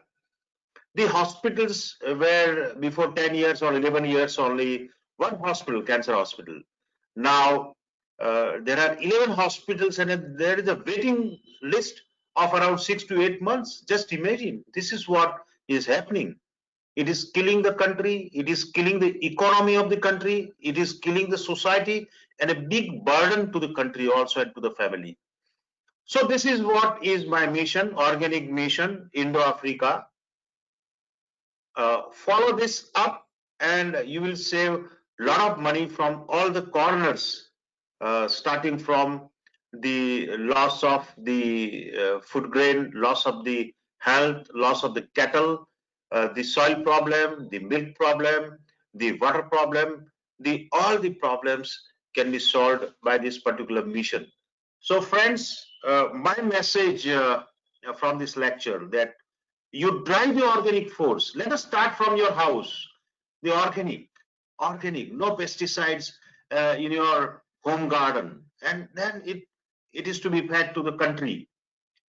So this is what is my message, that we fight the organic mission, we get together for this particular mission, and I'm there to help you out for any help from my side for bio CNG and organic fertilizer.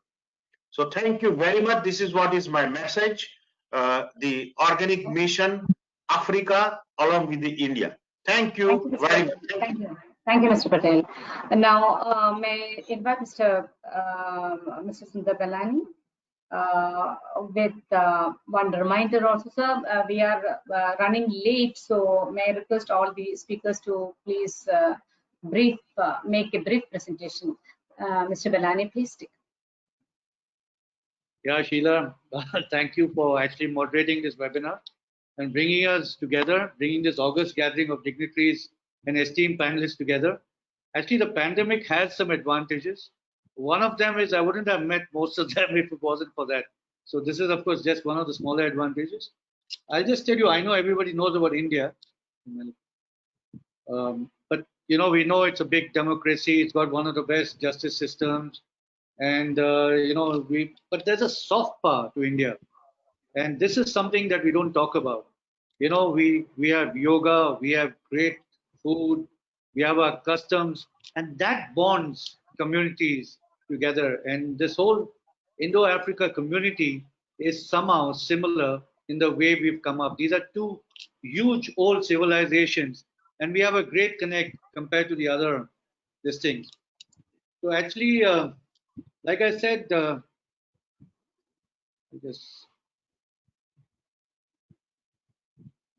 we actually would like, to cooperate and have a supportive system with Africa compared to other countries who actually use it for its own personal gains. Let me tell you a little bit about our company. We are a 60-year-old company. We are into a lot of medical equipment like hygiene, laundries. Post-COVID crisis actually created an opportunity, and we started making medical isolating systems. So how do these nurses and doctors be safe? So we created what we call as a medical hood, and we put this on a patient, and whatever the patient breathes or sneezes, all the aerosol is just sucked through HEPA filters. So what we're trying to say is post-COVID, there is a lot of opportunity that we and Africa can work together. Traditionally, next page, please. India is known for, what we have done in pharmaceuticals. I'm going to cut this short, Sheila, just by about 2-3 minutes, just because you're really running short of time.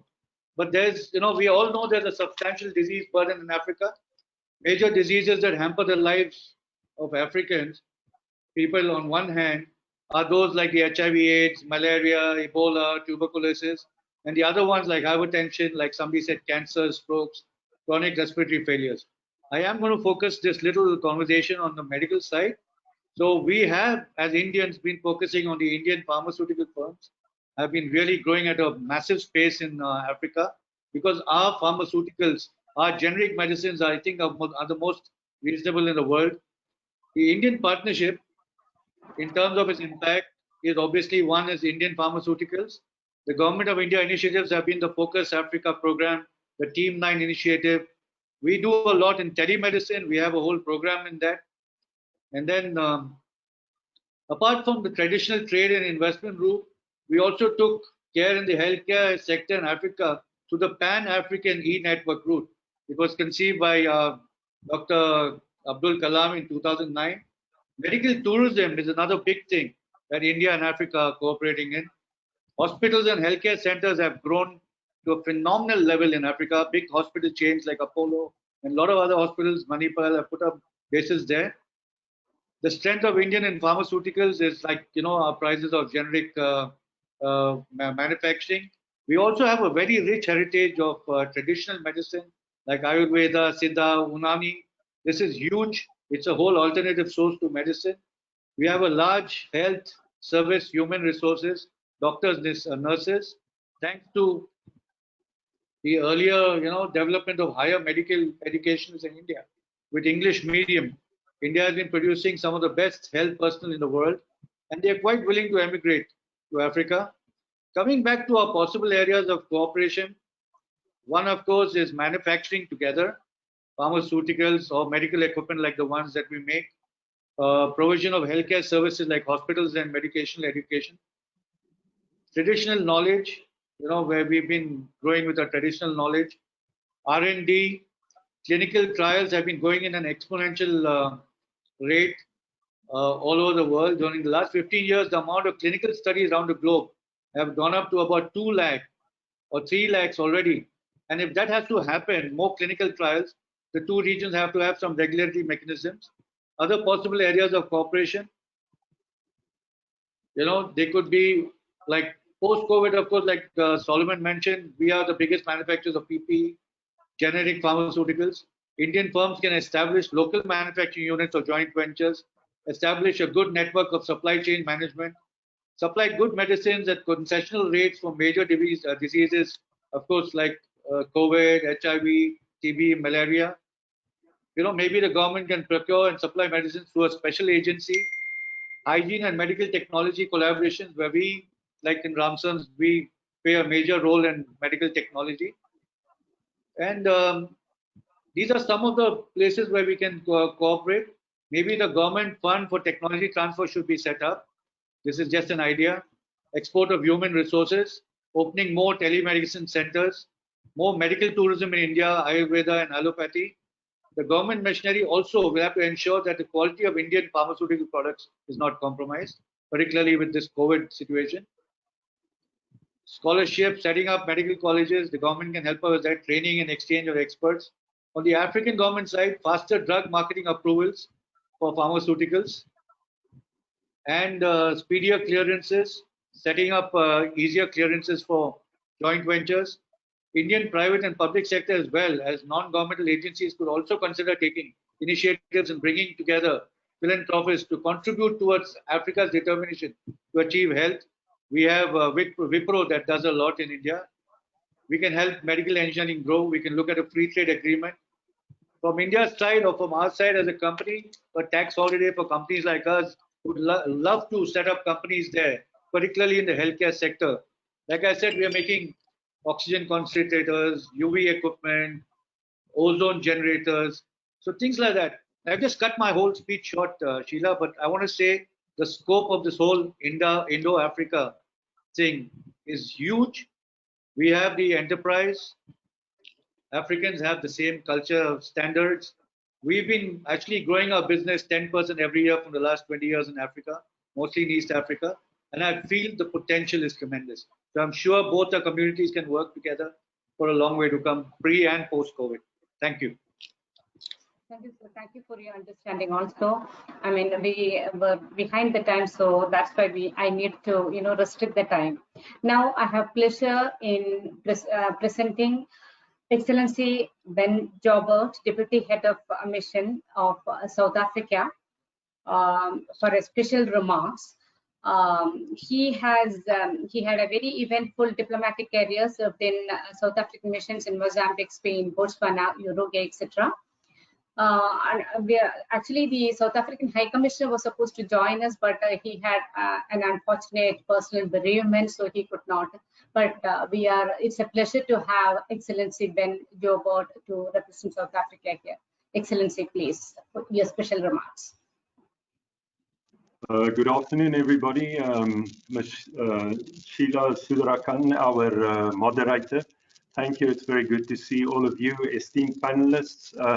Thank you for this opportunity. Of course, yes, our High Commissioner, I'm standing in for him, as you correctly mentioned. He has a bereavement in his immediate friendship circle, so he's out of office today, and I do apologize. I'm a very distant second choice for a person of his caliber. So let me start off by just congratulating ASSOCHAM on this initiative. It's very well timed, and of course these are issues that we should be discussing on a continuous basis. Even if we continue until the end of today, this will not be enough time to give full merit to the issues at hand. It's very difficult for me to speak after so many panelists have made so many very valuable contributions. I cannot imagine what I can add to this, but anyway, I will try my best. We've reflected on the fact that the COVID-19 pandemic has actually influenced a lot of things. It has disrupted our supply chains. It's definitely challenging our bilateral and our multilateral relations between each other. We are very tempted to look inwards in these times, which are unprecedented, uncharted waters. So when it comes to policy formulation, of course, it challenges the way we do things. And I think some of the pointers that we had today, especially from these panelists, and especially coming from our contributions from the African colleagues, are very, very valuable and would influence the way we look forward. We look towards future policy formulation. I think it's important to also know that we are going to leave those things, those policies, those industries of the BC before COVID, those we are going to leave behind as we move into this new era. So let me start off to just briefly reflect on the continental level. As you know, South Africa's president, our President Ramaphosa, is the chair of the African Union this year. And in that respect, I think it's important to also know that Africa at the beginning of this year was projected to grow by more than 3% in 2020 and by more 3.5% in 2021. So unfortunately, the disruptive effect of this pandemic necessitated the postponement of the launch of the Continental Free Trade Area. So instead of starting off in July to trade under the provisions of this very, very valuable initiative, we have in a market of way more than 1 billion people and an economy, a combined economy of more than 2.5 trillion US dollars, we are now going to start trading under that regime in January 2021. Of course, work is still ongoing. We know that Ghana's president has been kind to hand over and commission the secretariat. South Africa has been privileged to put a Secretary General, a young, very talented person there, to head up the Secretariat of the African Free Trade, Continental Free Trade Area. So that work is ongoing, but we are of course only going to see how we trade under that regime from January next year. I think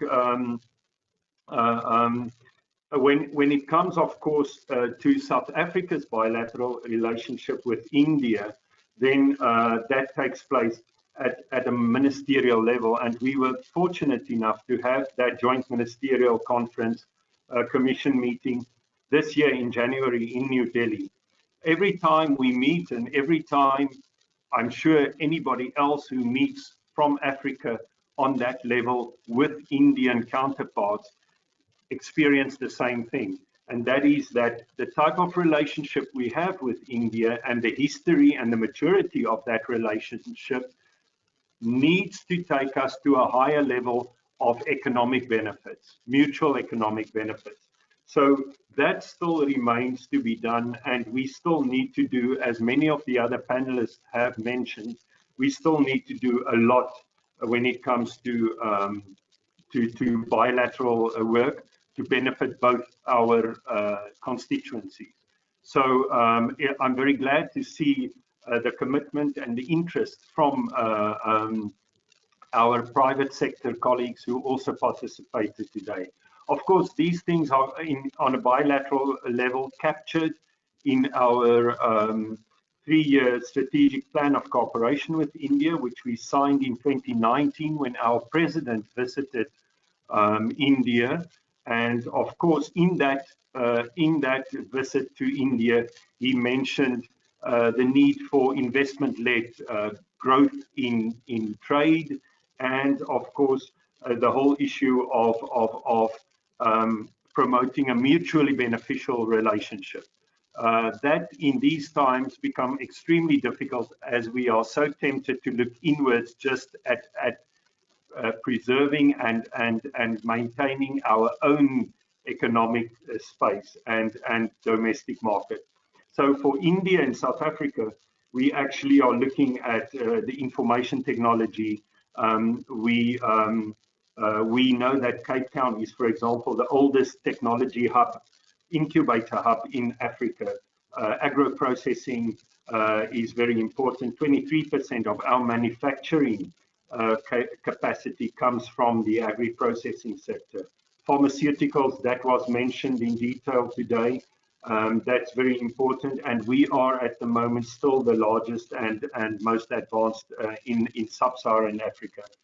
Renewable energy, that is very important, and we know the role India can play in that and the capacity they have for that. Mining equipment and services are, of course, something that we in South Africa have become experts in, and that is a huge contribution we think we can make in India, especially as we see the markets opening up and certain sectors like coal coming, becoming more accessible to foreign players. I think lastly, when it comes to India, there's a lot of work we can do in the defense industry.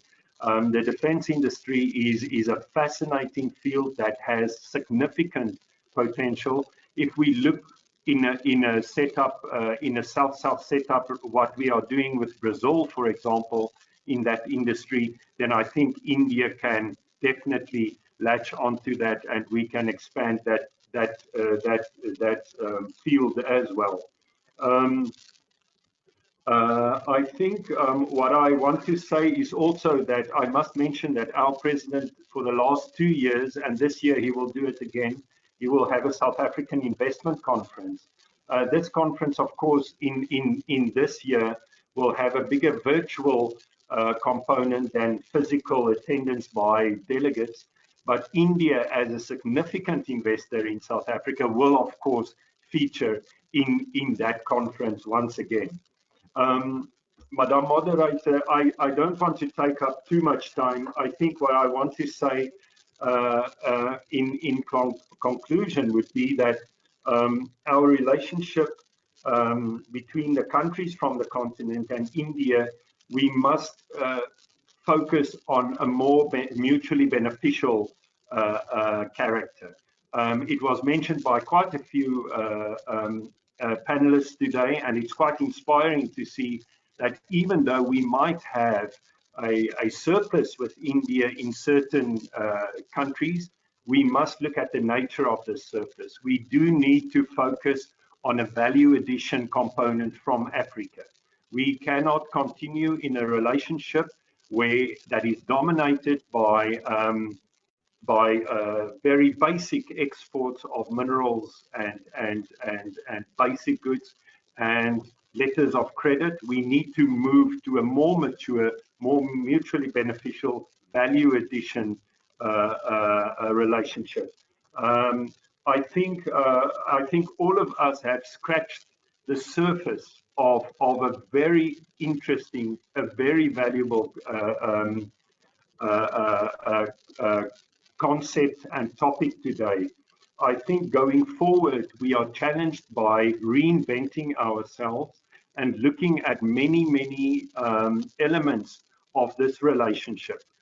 We are the global South. Going forward, in the next 20 years or so, 80% of this beautiful world will be beautiful people. They will be Indian, they will be Asians and Africans. So what we are doing here is significant going forward.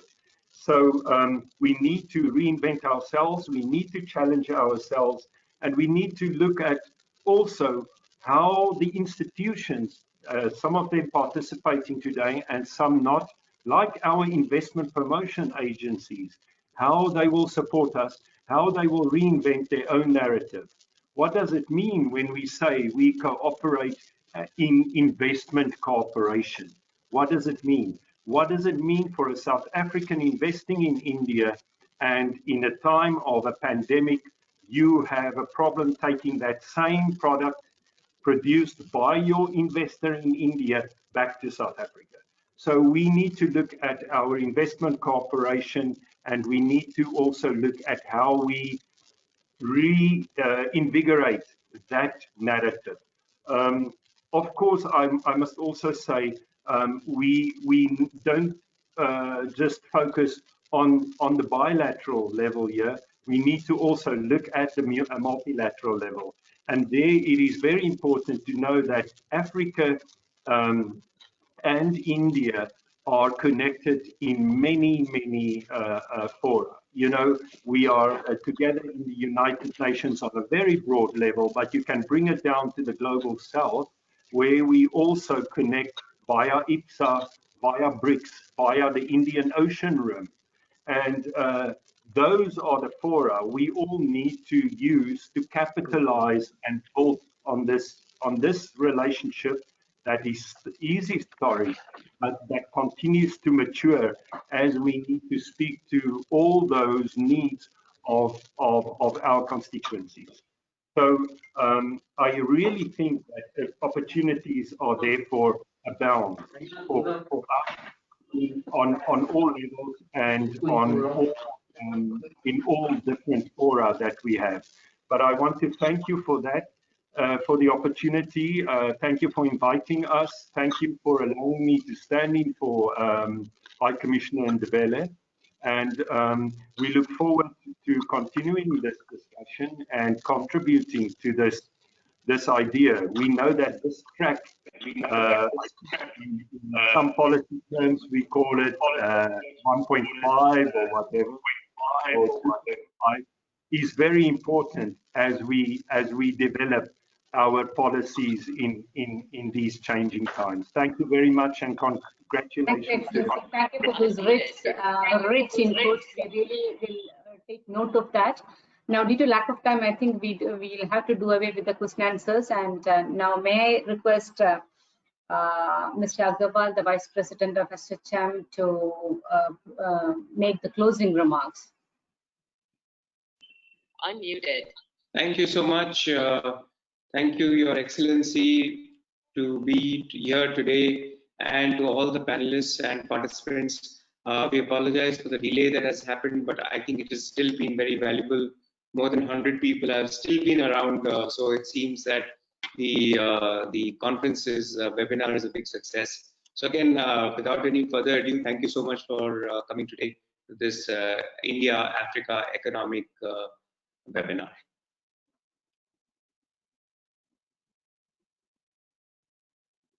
Santosh, you are on mute.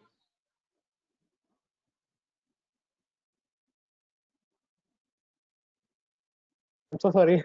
On behalf of International Affairs ASSOCHAM, I would like to thank all the distinguished speakers for enlightening us today on strengthening the India-Africa economic partnership during and post-COVID. Each one of you has shared so many thoughts to ponder over and work towards a new partnership model. I would like to place on record and gratitude to the High Commission of South Africa in New Delhi, the Ministry of Commerce and Industry, Government of India, the African Development Bank, India Exim Bank, ECOWAS, and the Indian missions in Africa for their support and encouragement to ASSOCHAM for this webinar. I would also like to extend my gratitude to the partners and sponsors of the webinar, Knowledge Partner, Friends in Africa. Sheilaji, thank you very much for your support and encouragement. Principal sponsors, Diamond Cement and Bharat Biogas Energy Limited.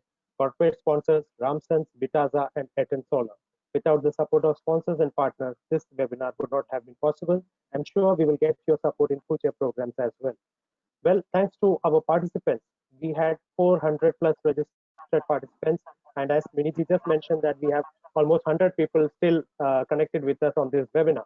So this very much shows the interest level of India and African participants and people, stakeholders who are interested in this partnership. Thanks to my team at ASSOCHAM, which supported me in organizing this webinar. ASSOCHAM recently revived its Nigeria chapter, and with this webinar, we are sure that the level of engagement with Nigeria will be enhanced further. Once again, a big thanks to all the speakers. Stay safe and have a wonderful day. Thank you. Good day.